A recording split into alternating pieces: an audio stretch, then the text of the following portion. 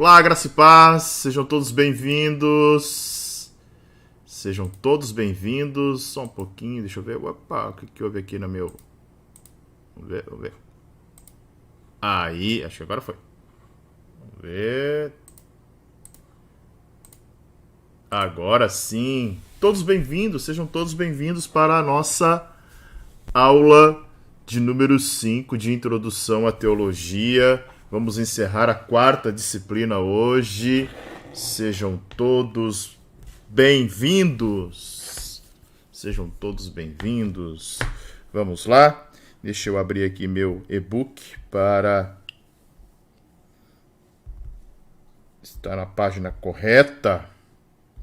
Introdução à Teologia.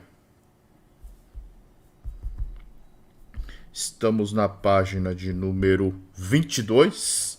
Vamos falar sobre a doutrina de Deus hoje, encerrando então esta nossa quarta disciplina. E antes disso, gostaria de dar alguns recadinhos para vocês.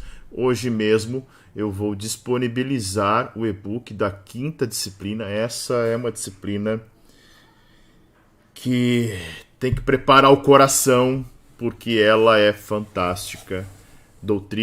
Teologia Sistemática 1, aonde nós abordamos a doutrina da Cristologia e a doutrina também do Espírito Santo, pneumatologia, né? Então, uma boa noite para Daniela Gonçalves, Ivone, Sandra Regina, que Deus abençoe todos vocês. E eu quero desde já convidá-los para que vocês se tornem membros do canal Teologia para Todos. O canal Teologia para Todos começou a ser monetizado e isso faz com que cada clique, cada comentário, cada visualização, por mais irrisória que seja, né, de certa forma vai produzindo aí um budgetzinho, né, um orçamentozinho, uma receitazinha, e o canal vai de certa forma sendo monetizado.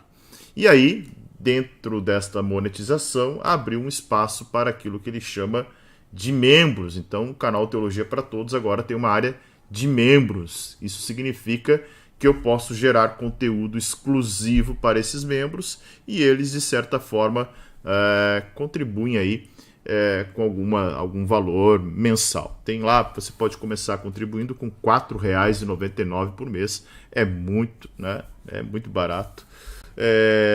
Mas com incentivo do canal mesmo, né?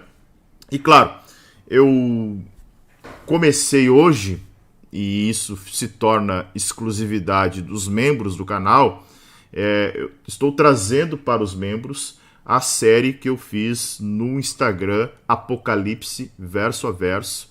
São 22 episódios, um episódio para cada capítulo, cada episódio com duração aí um pouquinho mais de 1 hora, 50 minutos, 80, 90 minutos.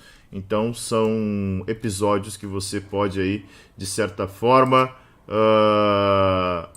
conhecer um pouco mais do livro de Apocalipse, o livro das revelações ou o livro das profecias. Então está aqui, quem é membro do canal já tem acesso a essa área e consegue, de certa forma, visualizar esses episódios. E hoje eu coloquei o primeiro cada semana, né? Vou colocar um episódio, um capítulo lá. Hoje está lá o capítulo de número 1 de Apocalipse, verso a verso. Então, exclusividade para os membros do canal. Certo? Daí você vai dizer, não, pastor, eu não quero ter o compromisso mensal de ser um membro do canal. Você pode também ser um mantenedor do Teologia para Todos, com o valor que você achar melhor, né? Com a contribuição que você achar melhor. Queremos fazer alguns investimentos aí para 2023. Quero contratar aí, de repente, um designer, preciso de câmeras, quero profissionalizar mais esse canal aí, porque a gente tem planos, conversando hoje com o pessoal aqui da igreja, de fazer com que o Teologia para Todos vire um ministério da Igreja Palavra da Vida, mas um ministério que também sirva o corpo de Cristo, como ele já vem servindo pessoas das mais variadas denominações, certo? Então, que Deus abençoe a cada um de vocês. Se vocês puderem, tornem-se membros do canal, ou ainda, né, que vocês possam, de certa forma, contribuir para o canal. Ok? Então, hoje, depois que nós encerrarmos a nossa aula aqui, estará disponível lá no Linktree o e-book da quinta disciplina, que é a disciplina de Teologia Sistemática 1. E dentro da Teologia Sistemática 1, você terá acesso, então, a duas doutrinas, né? Duas doutrinas dentro dessa sistematização teológica que a gente vem fazendo. A doutrina de Cristo, Cristologia, e a doutrina do Espírito Santo, Pneumatologia. Certo? Deixa eu ver se tem mais um comentário. Sandra, como posso ser membro do canal sem cartão de crédito? Aí eu não sei te dizer. Eu não sei se existe alguma área lá, tem que fazer um teste. Vou ter que fazer um teste depois para ver se existe a possibilidade de ser membro do canal sem um cartão de crédito. Não sei te dizer mesmo, tudo é novo para mim aqui e eu estou também aprendendo como realizar toda essa instrução aí de canal no YouTube, né? Eu comecei tarde no YouTube, fazia todo o Teologia para Todos foi praticamente a primeira, segunda e uma parte da terceira turma, toda ela pelo Instagram, mas daí o Instagram começou a derrubar as minhas lives, excluir a aula, não sei se era pela ferramenta que eu utilizava, daí acabou, de certa forma, a partir da terceira ou quarta disciplina da turma 3, nós migramos para cá, e a turma 4, né, desde o início, acompanhando pelo YouTube. A avaliação também será liberada hoje? Pretendo, tá? Se não for liberada hoje, será liberada no máximo amanhã. Mas o e-book da disciplina de Teologia Sistemática 1 será disponibilizado ainda hoje, tá? Ainda hoje estará lá no Linktree. Ok? Então, a primeira parte desta nossa disciplina foi um enfoque de uma introdução teológica. Dos pressupostos que validam a teologia, dos pressupostos que validam a filosofia, as vertentes teológicas, né? Tudo isso a gente conseguiu ver e de que forma cada uma dessas vertentes teológicas acaba se estruturando. Hoje, né, nós vamos entender um pouquinho da doutrina de Deus e conhecer um pouquinho a respeito de Deus. O fato e isso é bem interessante da gente conversar e falar, é que aquilo que a gente sabe a respeito de Deus está revelado na Bíblia. Tá? Aquilo que sabemos a respeito de Deus está aqui. Ok? Antes de avançar, eu quero te pedir para que você também deixe o seu like, a sua curtida aí. É muito importante para que o canal também cresça e se desenvolva, ok? Então vamos lá, bora para a aula, deixa aí seu like, se torne membro do canal, seja um mantenedor do canal e nós vamos avançar dentro da nossa disciplina hoje, concluindo então a quarta disciplina. Eu estava falando que aquilo que nós conhecemos a respeito de Deus está revelado na palavra. Então, tudo que sabemos a respeito dessa divindade, do Deus Todo-Poderoso, do Criador dos céus e da terra, está na revelação escrita ao qual ele deixou para os homens, ok? Então Deus escolheu se revelar ao homem. Foi ele que se revelou, foi ele que se apresentou, até porque é bem provável que, se ele não se revelasse, o homem não o conheceria. E é bem interessante, até estava ouvindo uma frase hoje do reverendo Augustus Nicodemos, que ele diz o seguinte: o que eu conheço de Deus está na Bíblia, né? Então, e aquilo que eu conheço de Deus necessariamente está na sua revelação. Nós precisamos entender que é interessante alguém poderia dizer, Deus é somente o que está na Bíblia? Se vocês até, né, de uma forma provocativa, puderem colocar aí no chat, né, Deus é somente aquilo que está na Bíblia? Deuteronômio 29, 29, ele vai dizer que existem coisas reveladas, e essas coisas reveladas pertencem aos homens para que os homens ensinem os seus filhos, para que possam, de certa forma, induzi-los, né, e ensiná-los no caminho. Mas ele também vai falar, Deuteronômio 29, 29, vai dizer que as coisas ocultas pertencem apenas a Deus. Então tem coisas que não foram reveladas e não nos pertencem. O fato é que a Bíblia, como um compêndio, como um livro, como uma obra, ela tem sua limitação, e ela está limitada no sentido de 66 livros, ou seja, o cânon, aquilo que a gente viu lá em bibliologia, o cânon, que é a régua, a vara de medir, que determina a autoridade canônica dos livros, ele encerrou, ou seja, o cânon está fechado, né? O cânon está encerrado.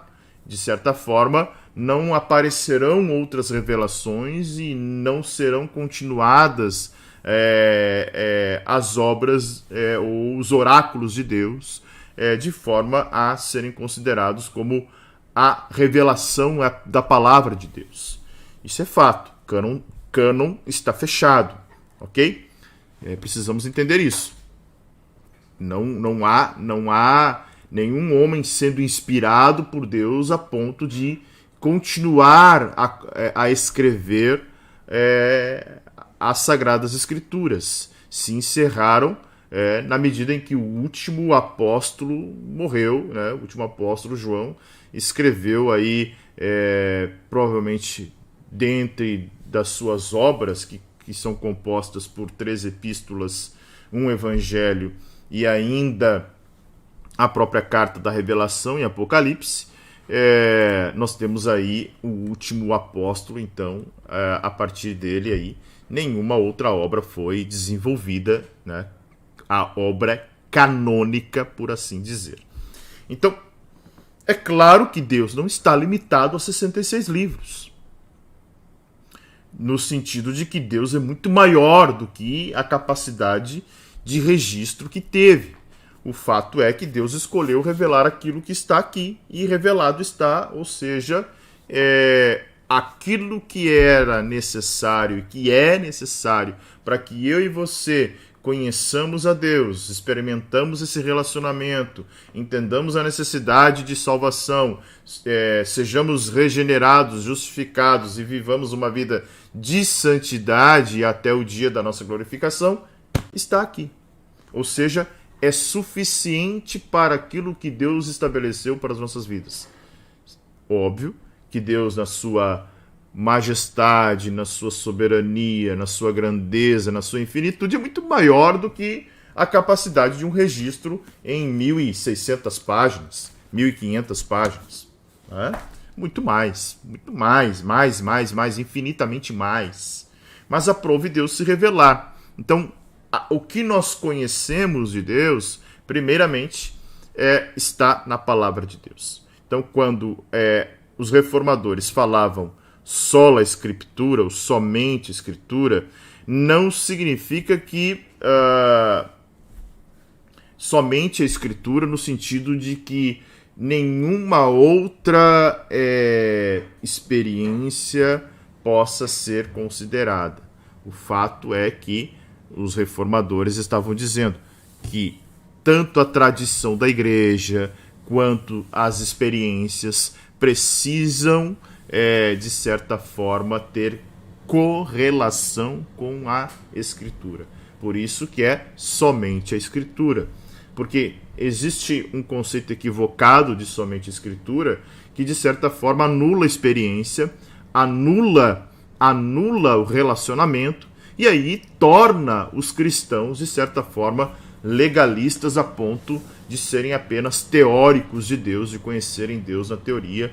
E aí eu lembro de um texto magnífico, né, de Jó, que ele dizia: antes eu te conhecia de ouvir falar, agora os meus olhos te veem. Então, embora creiamos no sola escritura, somente a escritura é a nossa regra de vida, de conduta, de caráter, de fé. Somente a escritura revela aquilo que realmente o Senhor designou para as nossas vidas. Nós também temos aí a história da igreja, a tradição da igreja, que deve ser submetida à escritura, e a experiência, o relacionamento com Deus, que também deve ser submetido à escritura. Então não é aquela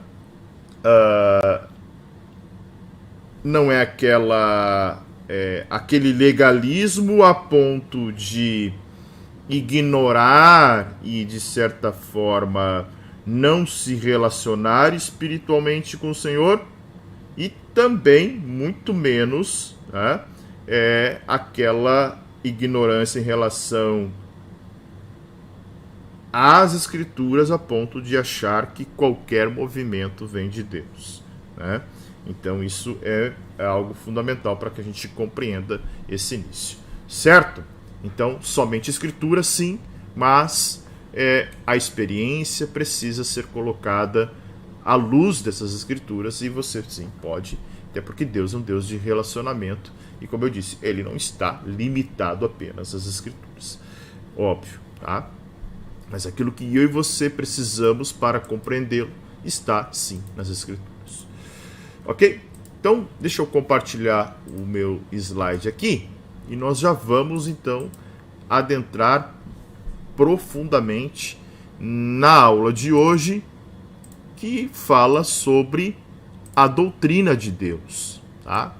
Deixa eu posicionar meu slidezinho aqui para ficar melhor para você. Deixa eu posicionar na câmera aqui. Bora lá, vamos falar um pouquinho agora sobre teontologia, ok? Teontologia, o que é teontologia? É a doutrina de Deus. É muito utilizado, e você vai ver em muitos manuais sistemáticos. Você vai ler teologia. Mas como o curso acaba sendo um curso de teologia, né? E teos, Deus, logos, o estudo. Então, o estudo de Deus é para a gente só diferenciar a um outro termo também chamado teon, né? Teontologia, que também poderia ser a doutrina de Deus ou estudo de Deus, né?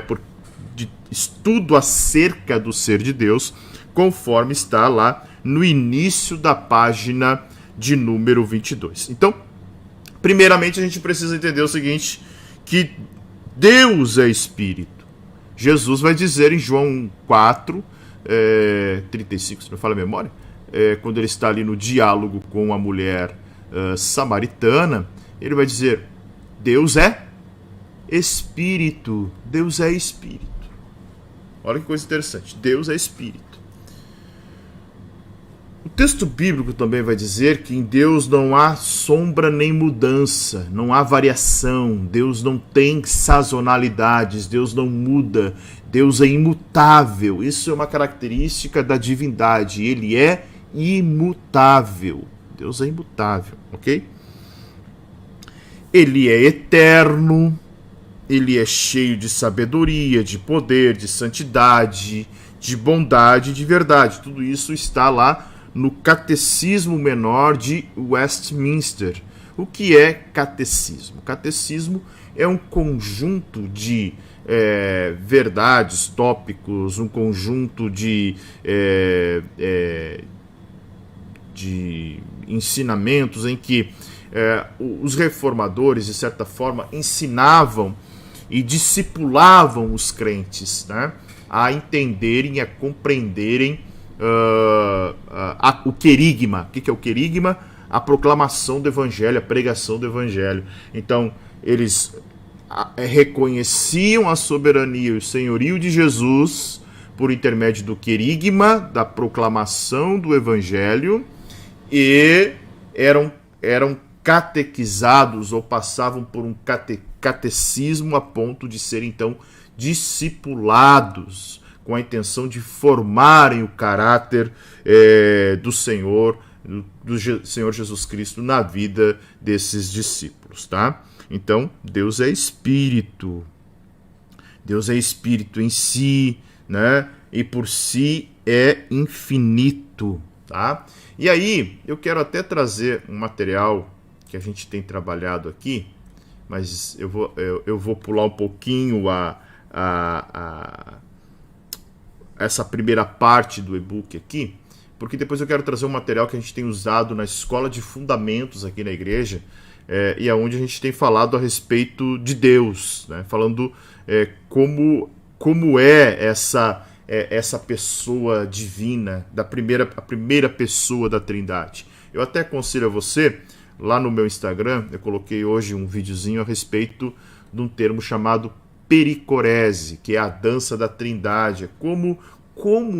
Como entender que nós servimos a um único Deus que é coexistente, né? Tem 3 pessoas distintas dentro dessa divindade: Deus Pai, Deus Filho e Deus Espírito Santo. Alguns até vão dizer, Trindade não tem na Bíblia. Claro, como muitos termos teológicos também não são encontrados na Bíblia, mas você vai ver Jesus ordenando os discípulos a batizarem em nome do Pai, do Filho e do Espírito Santo, equiparando-os em poder, glória, majestade. Nós vamos ver a Bíblia mostrando o próprio Jesus como Deus, né? Quando Tomé vê o Senhor, diz: Senhor meu e Deus meu.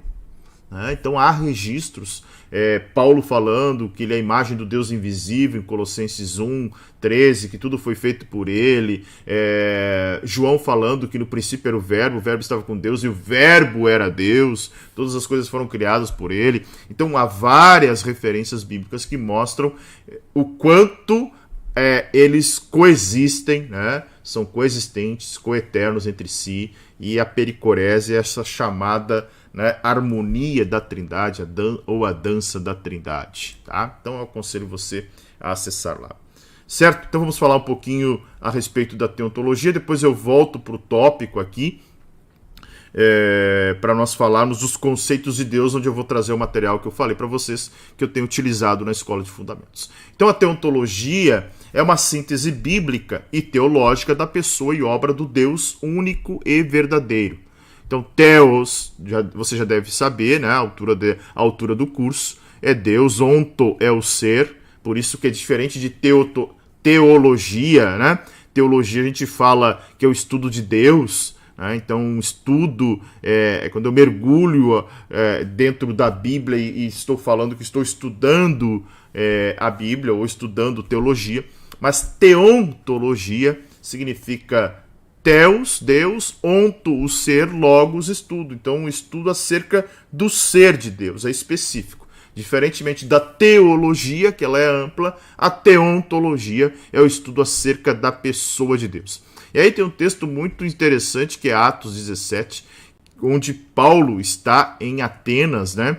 E ele vê lá diversos altares, diversos ídolos sendo adorados, e ele vai encontrar um altar lá escrito, né, para um Deus desconhecido.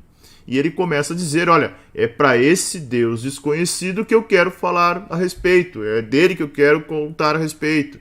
Então, esse Deus, né, a pessoa de Deus, o Deus Todo-Poderoso, o Deus, Theos, né? Que nós vemos na Bíblia Sagrada, e pela fé, pela Bíblia Sagrada, se revela o único Deus, né, composto então de 3 pessoas distintas. Quando falamos de Deus, eu quero até aqui resgatar dados de 2010, do censo do IBGE. Nós ainda não temos os dados mais atualizados, o censo até está sendo feito, né? Estamos aí numa fase de recenseamento. Então, isso é bem interessante porque traz dados muito importantes. A gente entende muita coisa a respeito de um censo. O censo de 2010, quando as pessoas foram indagadas sobre a existência de Deus, 97% dos brasileiros, lá em 2010, afirmavam acreditar totalmente na existência de Deus. E aí, nas suas mais variadas religiões, né? Sendo gnósticos, agnósticos ou ainda de outras vertentes, cristãos, não cristãos, 97% dizendo que acreditar na existência totalmente de Deus. Apenas 2% dizendo ter dúvidas e 1% dizendo que não acreditam. Se nós calcularmos que hoje nós somos aí 212 milhões de pessoas, 1%, né? Nós estamos falando aí em aproximadamente mais de 2 milhões de pessoas que não acreditam em Deus, tá? Então isso é algo bem interessante. Para você ter uma ideia, e aqui só um negócio, né, um parênteses, uma chamada assim, a título de curiosidade, eu sempre digo que o Rio Grande do Sul é o estado menos evangelizado do país. Para você ter uma ideia, nesse censo de 2010, a situação já mudou um pouco, tá? Mas no censo de 2010, das 20 cidades que não havia, das primeiras 20 cidades que não havia declaração de pessoas se dizendo evangélicas, 11 delas eram aqui no Rio Grande do Sul. Muitas delas mudaram já a situação, muitas delas já possuem igrejas e já foram, né, evangelizadas. Aí, dados do censo ainda, né, vão nos mostrar que entre aqueles que não possuem religião, 81%, obrigado. 81% dos que não possuem religião acreditam que Deus existe, né? Bem interessante esse dado. E aí, um extrato, né, para que a gente entenda essa fé num Deus vivo, essa fé num Deus que realmente é verdadeiro. É interessante a gente olhar para alguns números também importantes. Quais são? Né, a respeito das religiões no Brasil. Para você ter uma ideia, hoje nós temos aí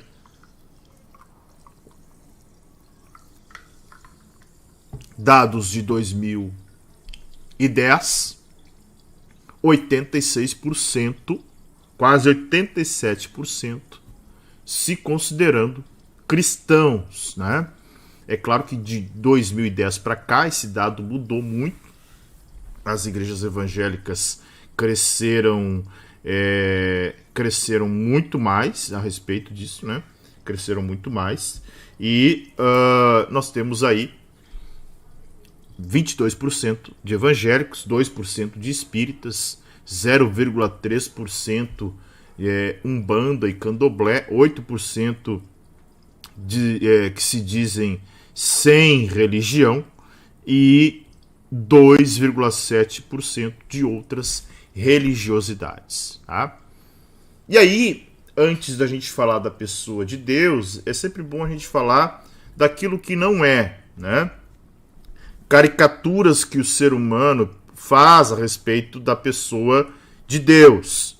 Né? Então, sem muito esforço, a gente consegue até categorizar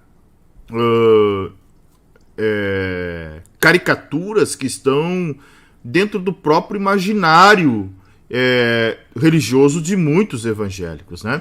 Então, por exemplo, existem alguns aqui que a gente pode elencar.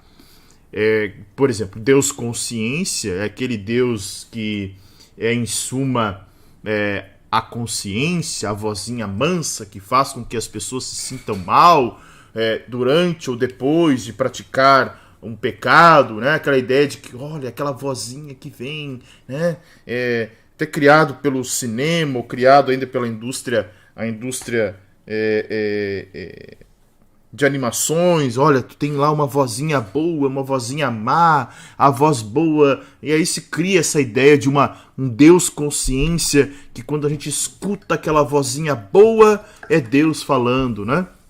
Isso tá aí muito, muito no imaginário, não só imaginário brasileiro, no sentido das pessoas, de certa forma, de modo geral, mas os próprios cristãos também, né? Ou ainda o Deus resquício paternal. O que seria isso? Aquele conceito que se tem de Deus está baseado nas experiências de relação, na relação com o Pai. E aí é muito comum você ver pessoas que se relacionam com Deus da mesma forma que se relacionam com seu pai natural. Há uma relação de medo, uma relação às vezes de troca, uma relação às vezes condicionada, uma relação às vezes não muito boa, não muito agradável, né? Então isso acaba acontecendo, e à medida que a pessoa não tem isso tratado e com clareza, acaba também trazendo aí alguns conflitos quando se relaciona com um Deus, né? Ou ainda um Deus como um ilustre ancião, aquela noção de que ele é um velhinho, né, que está distante, antiquado, retrógrado, que só criou leis para ninguém pecar, ninguém fazer isso, ninguém fazer aquilo, um Deus que proíbe tudo, ou um Deus ainda que exige perfeição absoluta, como uma ideia de escravidão, né, de teatralização em muitas igrejas, com muitas pessoas frustradas que não conseguem atingir um padrão de perfeição que esse Deus imaginário existe, né? Até tem uma senhorinha aí no Instagram da vida que ela virou uma espécie de meme, porque ela fica, né, falando com aquela vozinha assim, dizendo que as irmãs não podem fazer tal coisa, né? Não podem, né? E tudo não pode, tudo é do capeta, tudo é do diabo, tudo. E isso é uma perfeição absoluta que beira até o fanatismo, porque muitas coisas nem a Bíblia nem relata, nem fala, nem traz nada, né? E tem algo muito importante que eu sempre digo para os irmãos aqui, principalmente irmãos que estão vindo, que acabam vindo de outras denominações. Vocês precisam desconstruir aquilo que a Bíblia não ensina. Ou melhor, desaprender aquilo que a Bíblia não ensina. A Bíblia não ensina, desaprende. Né? A gente tem recebido pessoas que às vezes, né, carregavam uma arca da aliança, né, em outra igreja. Gente, nem os judeus carregam mais a arca da aliança. Então é necessário desconstruir essa religiosidade.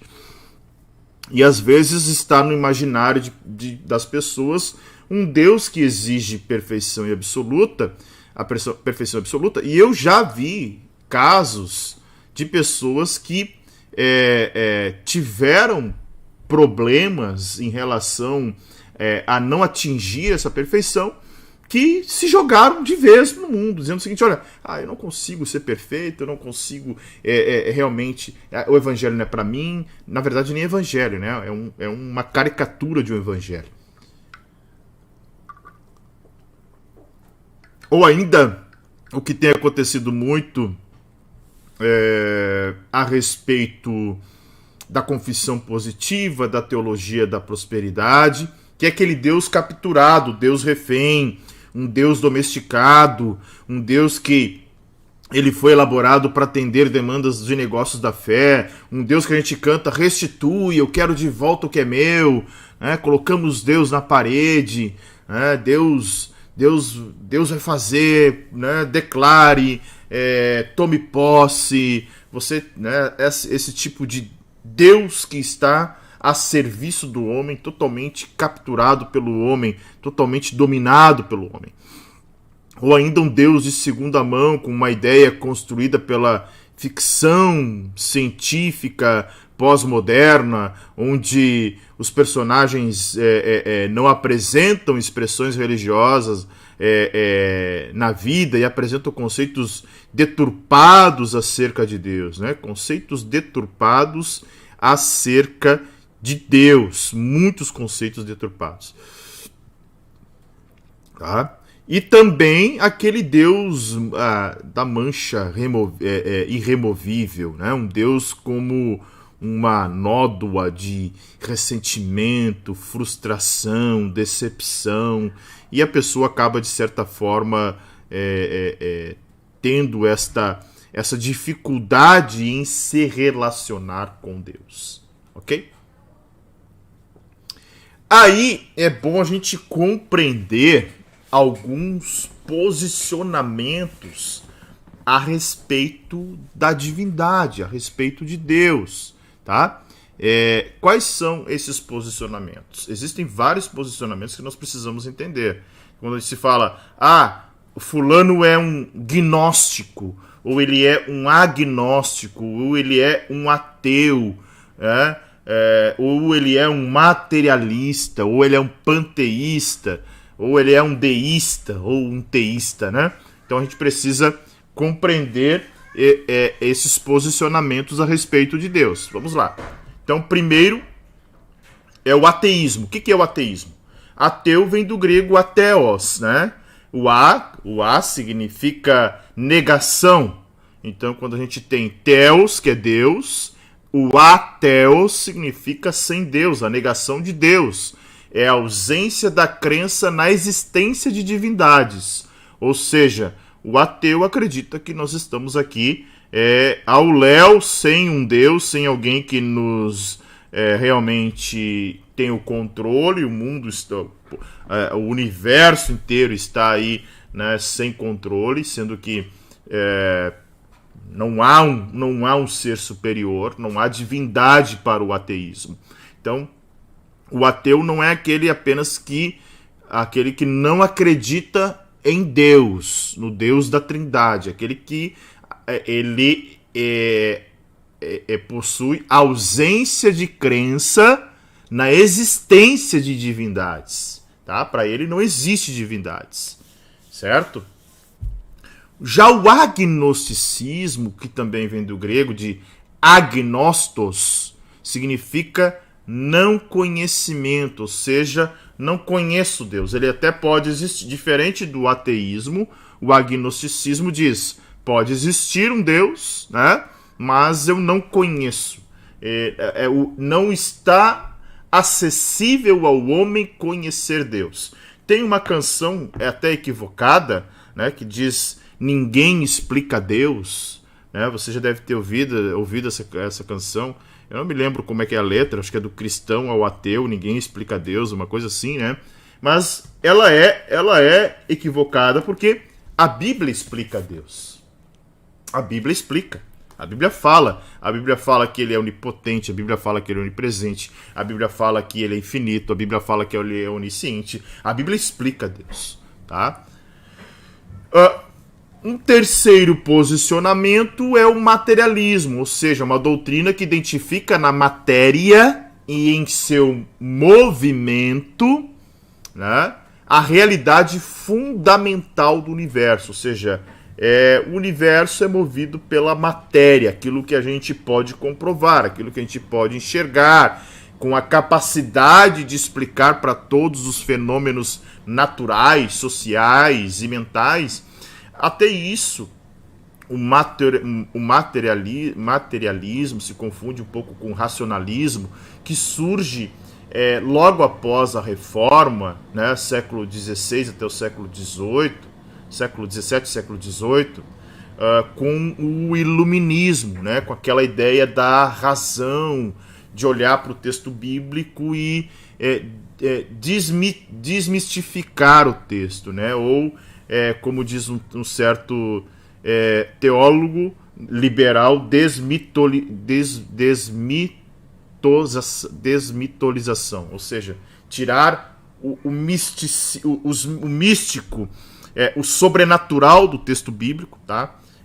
desmitosização, uma coisa assim. Eu vou procurar aqui, que fugiu a palavra corretinha agora aqui. Deixa eu ver aqui, tá? Tinha um teólogo chamado Bultmann, que ele falava sobre isso, tá? Deixa eu ver. Deixa eu ver aqui qual é o teólogo. Deixa eu ver aqui. A palavra corretinha. Fugiu, né? Rudolf Bultmann, tá? Ele falava da religião sem o mito. Deixa eu até colocar, se você desejar pesquisar aqui, eu vou colocar o nome do teólogo, tá? Ele era um teólogo liberal, tá? Mais conhecido como Bultmann, né? E ele falava, tá ali nos comentários, Rudolf Bultmann, ele falava de essa questão da mitologia, né? Olhar para a religião sem o mito, tá? Sem a ideia do mito, sem a ideia...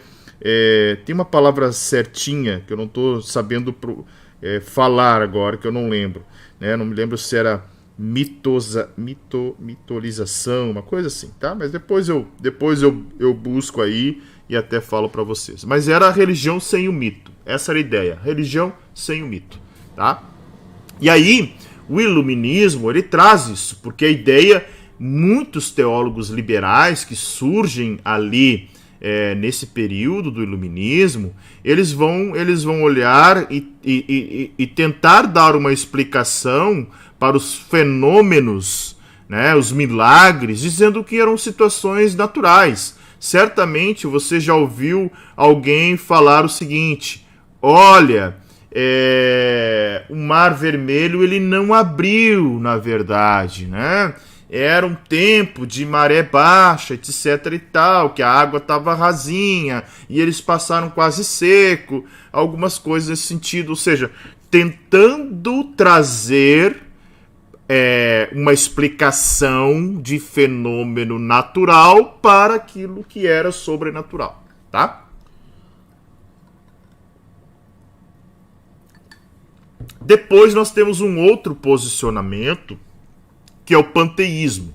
A palavra é derivada do grego, tá? A palavra derivada do grego, pan, que significa tudo, tá? Pan é tudo, e theos, Deus. Então a ideia do panteísmo qual é? Deus e o universo, né, concebidos como uma única realidade integrada. Tudo é Deus, né? Tudo é Deus. Diferente daquilo que nós cremos que Deus está em todo lugar. Mas não é tudo é Deus, né? O panteísmo acredita que tudo é Deus. A natureza pode ser Deus, não é criação, ela pode ser Deus, pode ser que Deus esteja ali, né? Essa é a ideia do panteísmo. Então ela concebe o universo como uma única realidade, tudo integrada. Deus está em tudo, tudo é Deus. Essa é a ideia, tá? Olá, João Januário, bem-vindo como membro do canal, bênção de Deus. Deixa eu até fazer aí uma menção ao nosso novo membro. Isso é importante, ajuda muito, gente. Olha aí, ó. Deixa eu ver se eu consigo colocar. Aê, olha que bonitinho aí, ó. Opa, deixa eu ver aí, ó. Olha aí, João Januário é membro do canal a partir de agora. Obrigado. Bom, depois, gente, nós temos ainda outros posicionamentos a respeito, que é o deísmo, por exemplo. O deísmo, ele do latim dei, né, ou Deus, e a postura aqui, entrando filosófico-religiosa, que admite a existência de um Deus criador, ou seja, deísmo entende que existe um Deus criador, mas rejeita a ideia da revelação divina, ou seja, é aquela ideia de um Deus distante, um Deus filosófico, um Deus que criou, mas um Deus que não há relação com o homem não se relaciona com ele, né? Ou ele não se revelou ao homem, coisas nesse sentido, ok? Depois temos a ideia do teísmo. O teísmo é dividido em 3 posicionamentos, tá? E esse primeiro aqui é o que nós estaríamos posicionados, ou seja, o teísmo monoteísta, que é do grego theos, Deus, né? Significa o teísmo é Deus, tá? E a crença na existência claro, né? O teísmo como conceito é na crença na existência de deuses, seja um ou mais. E aí existe o teísta monoteísta, que é a crença em um só Deus. E aí entram as 3 grandes religiões, né? O judaísmo, o cristianismo e o islamismo são as 3 grandes religiões que existem, e as 3 são monoteístas, né? Para o cristianismo, nós temos aí Deus, né? Deus, Jeová, né? Yahvé. O judeu crê nesse Deus do Antigo Testamento, que também se revelou, né, como eu sou, o Yahvé. Já o islamismo na crença de que nós temos aí teria um Alá, né? Alguns até gostam de defender achando que é o mesmo, mas há divergências, né? Então, teísta monoteísta crê em um só Deus. O teísta enoteísta, ele crê que existem vários deuses, tá? Mas um Deus supremo a todos. E já o teísta politeísta é aquele que crê em vários deuses, tá? Ele crê que existem vários deuses. Ok? E aí, gente, é algo que a gente vem falando com muita frequência a respeito de como nós conhecemos Deus através da revelação. Como se dá esse conhecimento de Deus por intermédio da revelação? Primeiro, a revelação dividida em 2 partes. É o que a gente chama de revelação geral, que é pelo qual Deus se revela a todos, né, a todo ser humano, por intermédio da sua criação, da forma comum, da história, da consciência. É o tipo de revelação que está, por exemplo, lá no Salmo 19, que diz uma noite faz anunciação a outra noite, né? Ou ainda Romanos 1,20, que diz que todos são desculpáveis e que acabam conhecendo a Deus. Já a revelação especial, ela, como o próprio nome vai dizer, ela é uma revelação específica, que é aquela que diz que os atos de Deus pelos quais ele se dá a conhecer, né? A si próprio, a sua verdade, em momentos especiais e a povos específicos. Ela é dada ao homem de várias formas, de várias maneiras. Milagres, né? Como Deus se revelando a próprio homens como Abraão, Moisés, Paulo, e principalmente a revelação especial, a gente acabou chegando até nós de 2 formas, né? Que formas são essas? A revelação escrita, tá? Que é a palavra de Deus, a revelação viva, que é o próprio Jesus Cristo, tá? E aí, quando falamos da pessoa de Deus, nós precisamos entender alguns conceitos a respeito da pessoa de Deus. A primeira é o que nós chamamos de teofania. O que é uma teofania?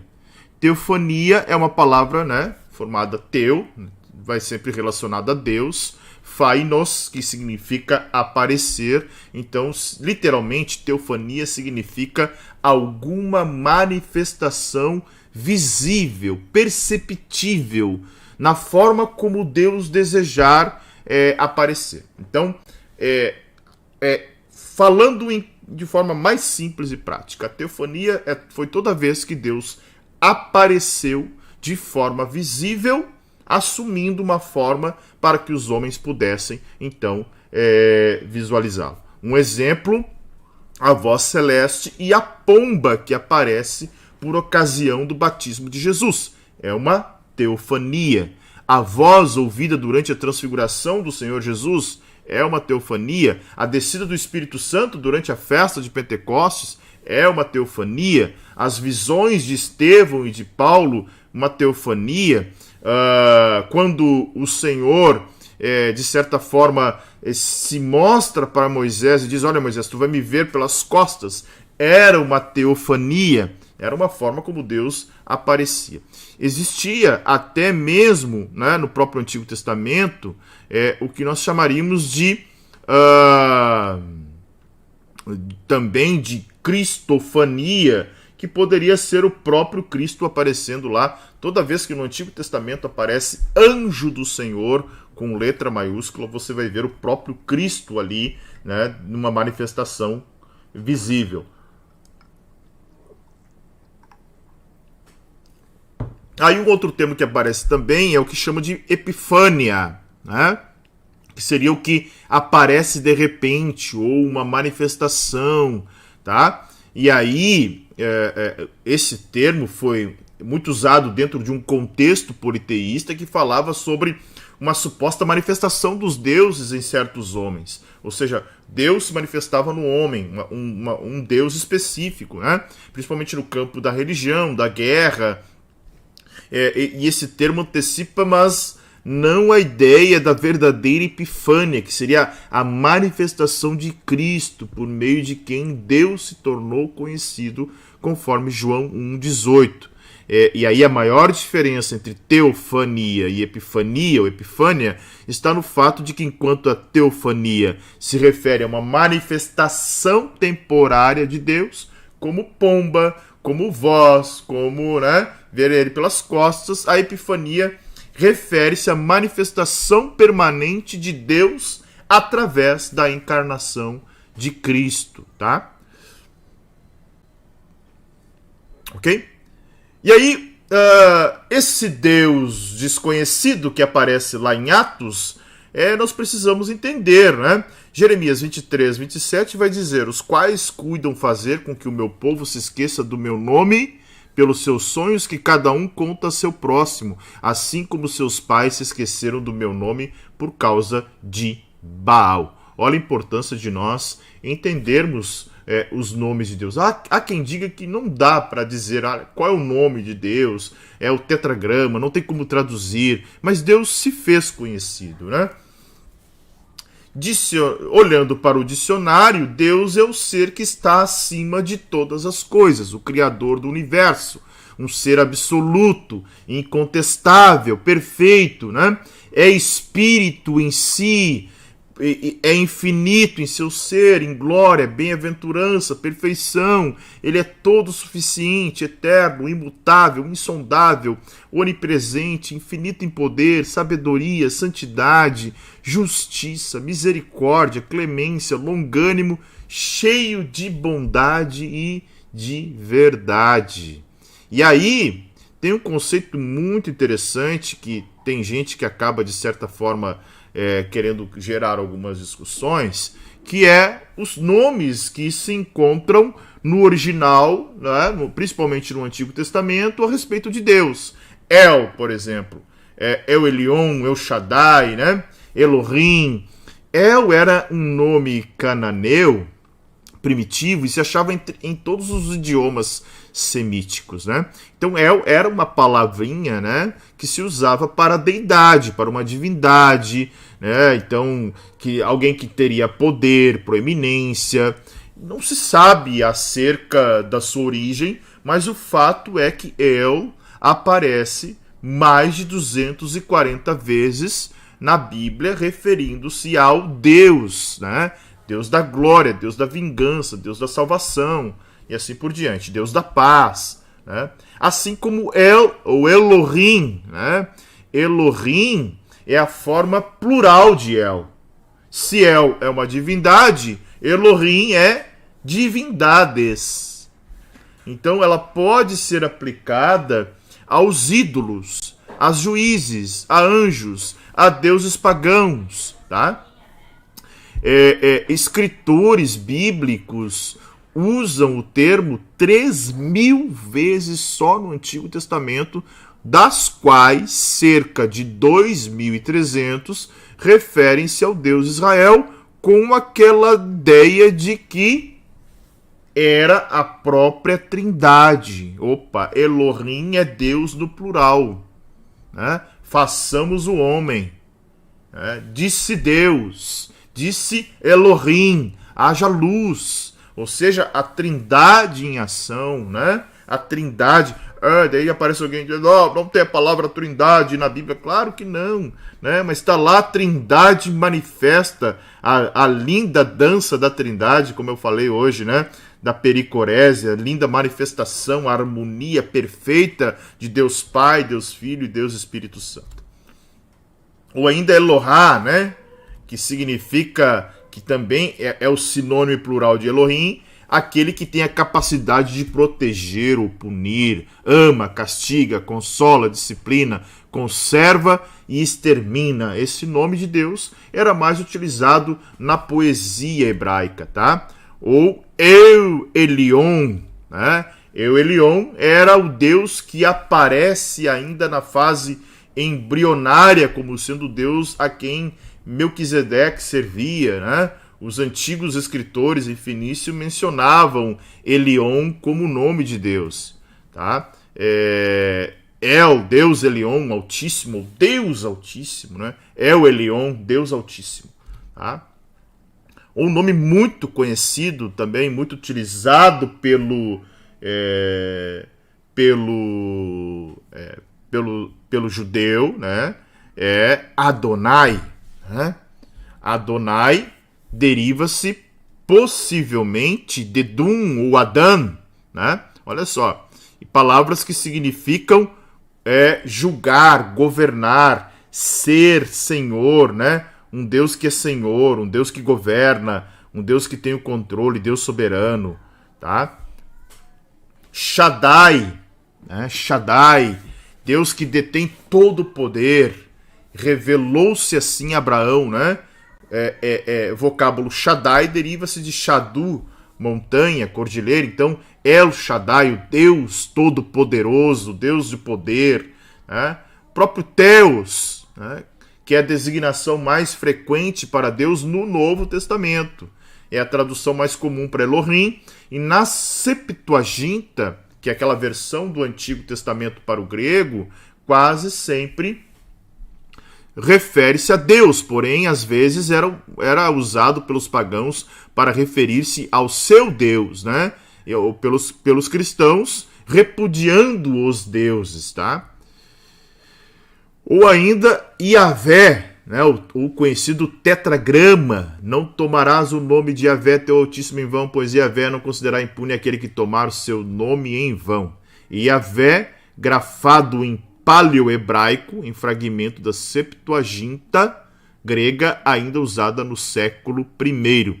Então você consegue enxergar ali na setinha onde está marcando a terminologia de Iavé nesse fragmento da Septuaginta grega, ok? Mas o que é o Iavé, né? É o nome mais frequente na Bíblia, Iavé. Estudiosos dizem que aparece cerca de 6.000 vezes apenas no Antigo Testamento. Deriva-se do verbo hebraico que tornar-se, acontecer, estar presente, fala da existência, propósito e ação. Também faz menção ao verbo avá, né, que trata dos 3 tempos verbais, passado, presente e futuro. O termo ali embaixo, Iavé em hebraico, é o mais comum que você vai visualizar, que vai dar origem ao chamado tetragrama, que é essa visão aqui que nós vemos, né? A letra que do H do tetragrama, que corresponde no alfabeto ocidental, soa como H em inglês quando no meio da palavra, mas não tem som quando no final, né? Então notem que foi uma forma de traduzir justamente porque diziam, olha, não tem como traduzir o nome de Deus, não tem como dizer qual é o nome de Deus. Então, esse tetragrama, que vai ser traduzido para IHWH, ou Iavé, ou Jeová, ou Javé. Né? Ok? Certo?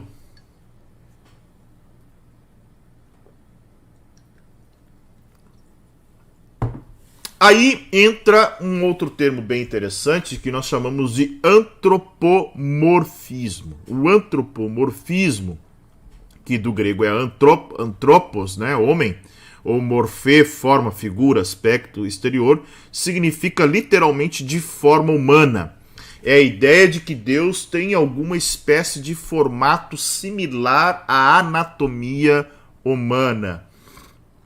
Ou seja, lembrando que Deus é espírito, Deus não tem forma humana. Tá? Deus não tem forma humana. Não há entre os homens uma linguagem puramente divina pelo qual não há como falar sobre Deus sem usar termos que o antropomorfizem, ou seja, como falar que Deus está me ouvindo se eu não falar que Ele está ouvindo? Né? Ou seja, falar que Deus está ouvindo é dizer que Ele está tomando uma forma humana. Então, para que o homem entenda, compreenda, somente usando formas humanas, né? Por causa da nossa limitação de conhecimento. Então, o antropomorfismo é quando nós atribuímos, dizendo, olha, os olhos de Deus, o ouvido de Deus, a mão do Senhor não está encolhida. Isso é antropomorfismo, dar forma humana para Deus. Já o antropopatismo é o termo grego, né, antropos, homem, e patem, sofrer, suportar, que vai significar o seguinte, o termo sofrer tem o sentido de passar por, experimentar, significa que Deus experimenta ou passa por experiências ou sentimentos humanos. Esse termo se refere à atribuição de sentimentos humanos a qualquer coisa não humana. Né? Então, quando a gente diz lá em Gênesis, quando o Senhor determina o dilúvio e dizemos Deus se arrependeu de ter feito o homem. Na verdade, Deus não se arrependeu.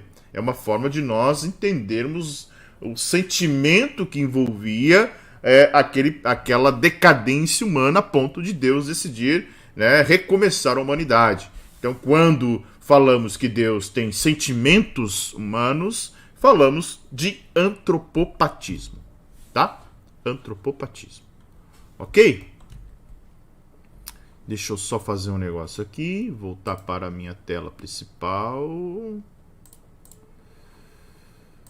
E aí eu vou só trazer um slidezinho aqui, importante, né? Onde é que tá aqui? Só um pouquinho. Tá. Dá tempo de você tomar uma aguinha aí também, né?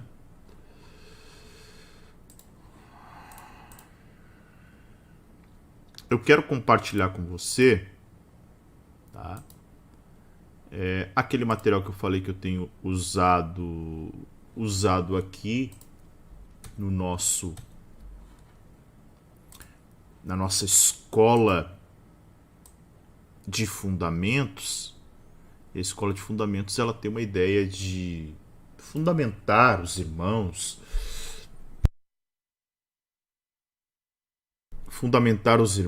no modelo da fé, da base, né? Os fundamentos da fé, aquilo que realmente é importante para conhecer a fé. Então, na segunda lição dessa nossa escola de fundamentos, ela tem 12 lições, né? E essa lição, a segunda lição, ela fala a respeito de Deus e os seus atributos, tá? E aí é importante nós entendermos alguns princípios básicos a respeito de Deus, tá? Vamos lá. Então, já falei, ele é espírito, ele é puríssimo, invisível, sem corpo, sem membros, sem paixão, ele é imutável, ele é imenso, eterno, onipotente, onisciente, onipresente, ele é santíssimo, absoluto, faz tudo para a sua glória, segundo o conselho da sua própria vontade, que é reta e imutável. Ele é cheio de amor, de graça, de misericórdia, ele é longânimo, ele é bondoso, ele é galardoador dos que o buscam, justíssimo e terrível em seus juízos, pois odeia todo o pecado e de modo algum terá por inocente o culpado. E aqui até eu trago sempre, né? Estou sempre trazendo a nossa declaração de fé para que os irmãos memorizem, entendam, compreendam. E a nossa declaração de fé diz o seguinte, que ela é justamente parte do credo apostólico, né?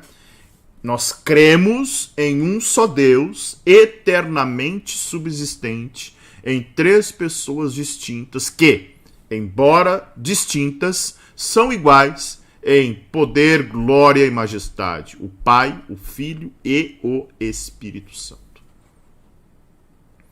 E aí, eu queria falar algo muito interessante que talvez muitas pessoas saibam. É bem básico, mas talvez vai ter algum aluno aqui que não vai saber, né? Que são as classificações a respeito dos atributos de Deus, né? O que é um atributo? Atributo é uma particularidade, uma qualidade, uma característica que é própria de algo ou de alguém, né? Quando nós falamos de atributos, por exemplo, meu celular, ele tem uma câmera,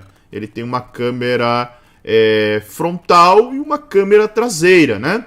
Então, isso é um atributo do aparelho, né? Ele tem uma câmera. Atributos são particularidades, qualidades, características. Deus também tem atributos. Os atributos de Deus estão divididos em atributos, primeiramente, né, classificados, melhor dizendo, em atributos naturais e atributos morais. Os atributos naturais são de Deus, envolve a sua essência, a sua eternidade, a sua imutabilidade, né? Ele ser espírito, é natural da pessoa divina, é natural de Deus, é natural da Trindade, é natural dele, ele é eterno, ele é imutável, ele é infinito, certo? Isso é um atributo natural. O atributo moral envolve a vontade de Deus, sua santidade, sua justiça, são atributos que envolvem a vontade, né? Os atributos naturais e morais ainda estão divididos em atributos incomunicáveis e atributos comunicáveis. Um atributo incomunicável é aquele que é exclusivo de Deus, pertence somente a Deus. Um atributo comunicável é aquele que Deus imprimiu na sua criação e imprimiu na humanidade. Ele comunicou o atributo à criação, tá? Um atributo incomunicável, por exemplo, é a autoexistência de Deus, coisa que na nossa mente é algo inconcebível, né? Deus existe por si mesmo, ele não depende de nada para existir. Ele não tem início, não tem começo. Na nossa mortalidade, na nossa limitação humana, tudo para nós tem começo e fim. Tudo nasce, tudo morre.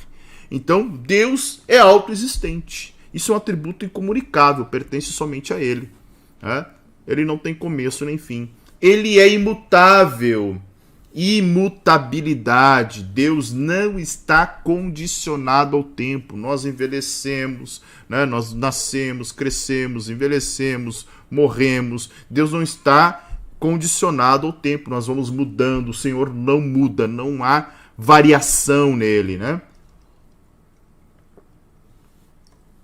Ok?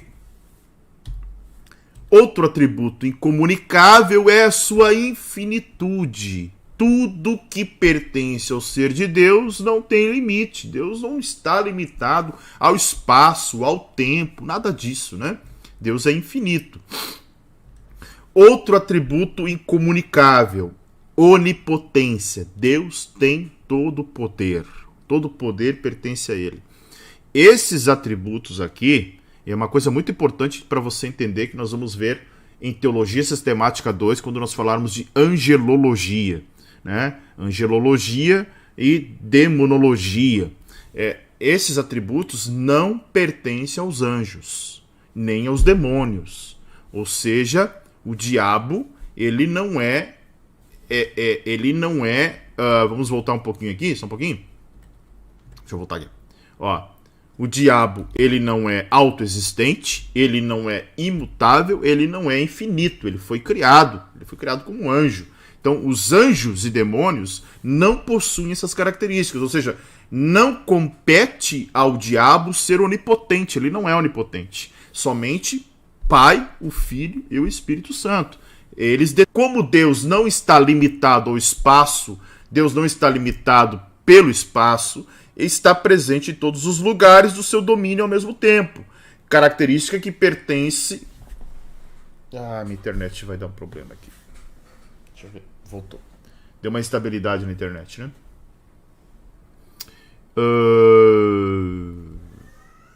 Então, onipresença, característica apenas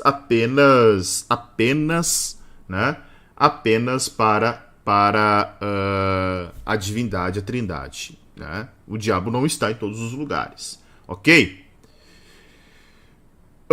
Atributos comunicáveis. O que Deus comunica, o que Deus imprime no ser humano. Certo? Vamos lá. Santidade, por exemplo. Né? Olha o que diz Abacuque 1,13. Tu és tão puro de olhos que não podes ver o mal e a opressão não podes contemplar, porque olhas para os que procedem alevosamente e te calas quando o ímpio devora aquele que é mais justo do que ele. Então Deus é santo. Há uma ordem para que nós nos santifiquemos. O autor aos Hebreus vai dizer que sem santidade é impossível, né, ver o Senhor. Quem não se santificar não verá o Senhor. Então, santidade é um atributo que pertence a Deus. Os autores bíblicos, Paulo vai falar, Pedro vai falar, sede santos, né? Sede santos. Jesus disse, sede perfeitos, sede santos como o vosso Pai é. Então, santidade é um atributo comunicável. Outro atributo comunicável é o amor. Romanos 5,8 diz, mas Deus prova o seu amor para conosco, em que Cristo morreu por nós, sendo nós ainda pecadores. O amor, que é a característica do cristão, né? Como o cristão deve ser conhecido, é sim, né, um atributo comunicável, porque Deus prova o seu amor para conosco. Outro atributo comunicável é a verdade, né? João 7,28 vai dizer, clamava, pois, Jesus no templo, ensinando e dizendo, vós conheceis-me e sabeis de onde sou. E eu não vim de mim mesmo, mas aquele que me enviou é verdadeiro, o qual vós não conheceis. Ou seja, Deus é verdade, a verdade está nele, ele é o conceito da verdade, e a verdade é um atributo que ele comunica para nós, e nós precisamos viver a verdade. Outro atributo comunicável é a justiça de Deus. O Senhor faz justiça e juízo a todos os oprimidos. Jesus vai dizer lá no Sermão do Monte, bem-aventurados os que têm fome e sede de justiça. Tá? Então, nós precisamos entender isso. Certo? E aqui são os salmos que eu termino. Eu sempre termino, salmo não, 2 Samuel 7,22, eu sempre termino... essa aqui é de novo, né? É um material que faz parte da nossa escola de fundamentos. É só como o tema é o mesmo, eu trouxe aqui para que vocês possam compreender. Não há ninguém como tu, não há outro Deus além de ti. Não há outro Deus além do Senhor. Certo? E aí, a gente viu muita coisa do que está lá a respeito dos nomes de Deus, que já estão no e-book, né? Já falei bastante sobre isso. E eu só queria citar um ponto que ainda temos tempo, né? Que é a respeito da prova da existência de Deus, tá? Existem 5 argumentos. Alguém vai dizer, né? Nós vimos ali o ateísmo. Não, Deus não existe. Deus não existe. Espera um pouquinho. Existe o que nós chamamos de argumento cosmológico. Cada coisa criada no universo tem uma causa. Tá? tudo no universo tem um funcionamento, tudo tem uma causa. O Sol não está lá por acaso, a Lua não está lá por acaso, as estrelas não estão lá por acaso, né? Tudo tem uma causa, e essa causa só pode ser alguém que controla tudo isso. Estou com uma estabilidade muito ruim na minha internet aí. Voltou, graças a Deus voltou. Tá? Então, o argumento cosmológico, depois nós temos o argumento ontológico, que há uma ideia inata no ser humano sobre a existência de um ser supremo. Está dentro de nós. Tem uma ideia dentro de nós. Há alguém que está acima. Não estamos sozinhos no universo, ao léu, à toa, né? Há dentro de nós aquilo que Deus colocou. Há alguém que está acima, que controla as coisas. Tem um argumento teleológico, ou seja, toda a criação revela inteligência, ordem, harmonia e propósito. Logo, claro, foi criado por um ser inteligente capaz de dotar o ser humano disso. Então é o que nós chamamos de argumento teleológico. Uma cabeça pensante, capaz de criar, capaz de gerar, de inovar, não pode ter vindo de uma evolução de um primato ou de uma ameba, ou resultado de uma poeira cósmica, de uma explosão. Um ser inteligente criou, dotou, capacitou. Outro argumento é o argumento moral. O ser humano tem consciência do que é certo e do que é errado e que é responsável por isso diante da divindade, né? Deus fala, e nós vimos, Deus não toma por inocente ninguém, né? O culpado ele não toma por inocente. Romanos capítulo 1, né? A gente está aí quase encerrando uma série de Romanos aqui na igreja. Desde abril, os irmãos acho que não aguentam mais me ouvir pregar sobre Romanos. Mas Romanos capítulo 1, verso de número 18, diz o seguinte, bem interessante. Porque do céu se manifesta a ira de Deus sobre toda a impiedade e injustiça dos homens que detêm a verdade, seguram a verdade em injustiça. Porquanto o que de Deus se pode conhecer, olha só, o que de Deus se pode conhecer, nos homens se manifesta. Porque Deus se manifestou, Deus se revelou, porque as suas coisas invisíveis, desde a criação do mundo, tanto o seu eterno poder como a sua divindade se entendem e claramente se veem pelas coisas que estão criadas, para que eles fiquem indesculpáveis. Ou seja, aquela ideia que a gente teve, assim, olha, vai ter alguém, né, que vai... Não, ninguém será tomado por inocente. Tá? Todos os homens são indesculpáveis diante de Deus. Está aqui, Romanos 1, 18 a 20. Claro, isso é o argumento moral. E depois o argumento histórico. Todos os povos da Terra, em toda a sua história, têm consciência de um ser supremo. Daí as manifestações religiosas em suas respectivas culturas, né? A gente vê isso com muita frequência e em muitos lugares, tá? Já falamos dos atributos da Santíssima Trindade. E para encerrar, lá no final da página de número 28, a obra de Deus, né? Que a gente fala sobre a criação, tanto material e espiritual, ou seja, Deus chamou à existência todas as coisas, né? Tanto as visíveis como as invisíveis, pela palavra do seu poder. Né? No princípio criou Deus os céus e a terra. Romanos 4,17 vai dizer que Deus chama a existência as coisas que não existem. Olha só que eu sou apaixonado por esse texto. Chego a me arrepiar, gente. Chego a me arrepiar, sério. Não é emocionalismo, é de gratidão desse Deus que se revelou a gente. Romanos 4,17. Olha só. Como está escrito: por pai de muitas nações te constituí,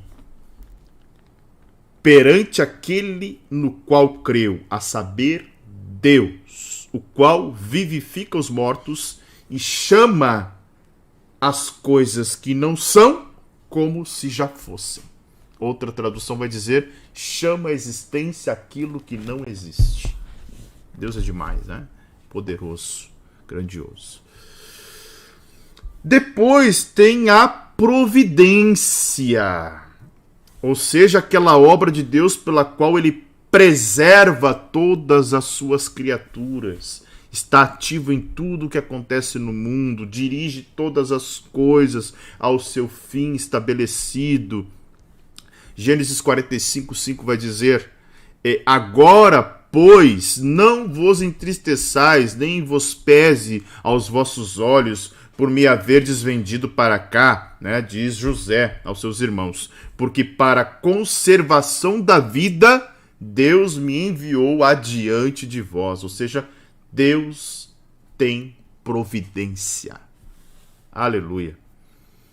E a preservação, né? Preservação é a obra contínua de Deus pela qual ele sustenta todas as coisas.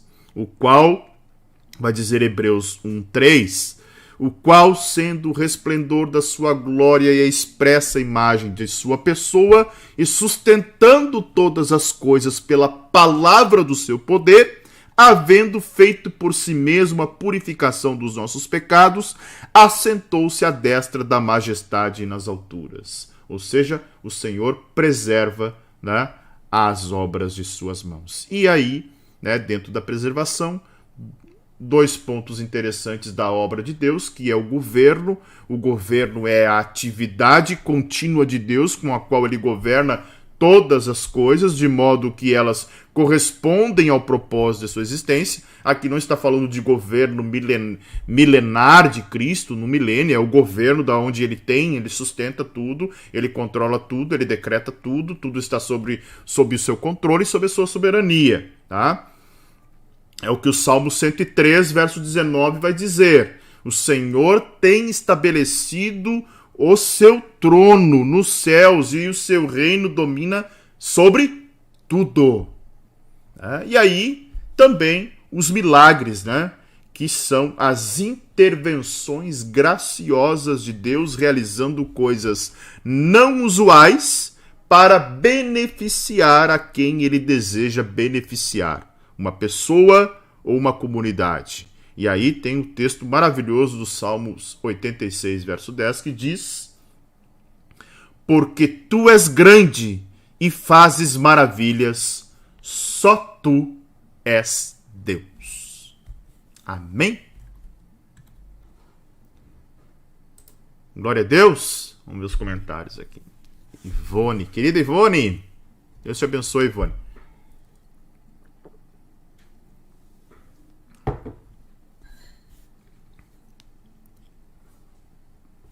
Eu também, Eliton, Deus abriu os meus e minha mente. Outro comentário da Ivone. Elson, glória a Deus. Qual a diferença de escolher ser membro ou teólogo no canal? Na verdade, são apenas níveis, né? Depois a gente vai gerar conteúdos específicos. Hoje, por exemplo, tá? Está lá no canal o início da série Apocalipse Verso a Verso, que foi aquela série que eu fiz pelo Instagram, que não está mais no Instagram, está disponível apenas no canal para os membros. Todos os 3 níveis de membros estão acessando lá. Nós teremos depois, tanto para teólogo e plantador, teremos aí diferenças em acessos exclusivos, e para o plantador eu até penso em fazer aí uma mentoria exclusiva para esse grupo que entrar na característica de plantador, né? Tô readequando todas as minhas coisas aqui, como eu comentei lá no Telegram, né? Tivemos uma reunião aqui na igreja, conseguimos readequar algumas coisas, ouvir os irmãos, ouvir a liderança, conseguimos... a gente estava com uma agenda... Não, eu sou totalmente contra o ativismo, tá? Mas a gente estava com uma agenda aí, segunda, escola de fundamentos, terça, oração lá no Santo Antônio, que é outra congregação, a quarta, o nosso culto, na quinta, oração aqui na igreja onde eu pastoreio, né, que é o Florestal, aí sábado culto lá no Santo Antônio, domingo nosso culto, daí a gente deu uma otimizada, conseguimos várias cabeças pensando, né? E é isso, a gente tem um valor aqui da igreja, que é essa liderança plural, e acabou, de certa forma, aí, criando mais um dia vago na minha agenda para a glória do Senhor, e aí eu vou conseguir ajustar um pouco as coisas que estão aí em andamento. Mas pode escolher qualquer um lá. Claro, se puder escolher o teólogo, maravilha, vai estar ajudando o canal, mas vocês apenas se tornando membro já vão dar uma ajuda maravilhosa para que o canal se expanda cada vez mais. Certo? Mais algum comentário por aí, gente? Deixa eu ver se a Teté aparece por aqui hoje. Vamos ver se eu consigo chamar a Teté, tá? Vamos ver. Deixa eu ver se eu consigo chamar ela. Faz tempo que ela não aparece na aula, né? Vamos ver se ela aparece por aqui.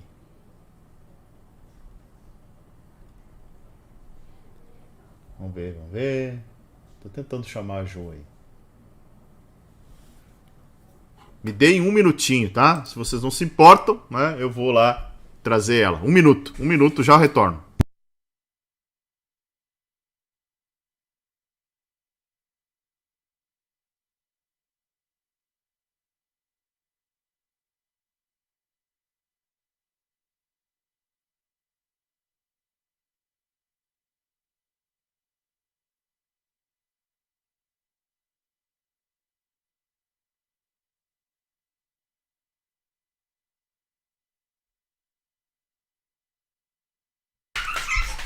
Aparece! O pessoal tá com saudade de ti. Olha! O pessoal tá com saudade da Teté. Dá oi pro pessoal. Olha lá, mandando coraçãozinho pra tia Sandra, ó. Tá vendo lá? Sandra. A Sandra mandou coraçãozinho pra ti. Vamos ver. A Ivone disse, estamos com saudade da Teté. A Marinês botou, aê! Dá oi pra Marinês. Oi, Marinês. Ó, agora, ó lá, ó quanto coraçãozinho lá. Ó quanto coraçãozinho. Ó quanto coraçãozinho. Da Daniela. Saudades, Teté. A Marinês, boa noite, Teté. Noemi, olha quanto coraçãozinho. Vamos botar na tela aqui, ó. Pra eu botar os coraçõezinhos todos na tela. Vamos ver. Ó, da Sandra. Da Daniela. A Marinês, olha quanto coraçãozinho a Marinês mandou. Misericórdia! Só um. A Ivone, olha quanto coraçãozinho a Ivone mandou. Chocada. Tá chocada? Sim. A Michele, olha quanto coraçãozinho a Michele te mandou. Ó, o Elson disse, oi, nossa Levi. Tu vai cantar? O pessoal quer saber se tu vai cantar. Tu vai cantar? O que tu vai cantar?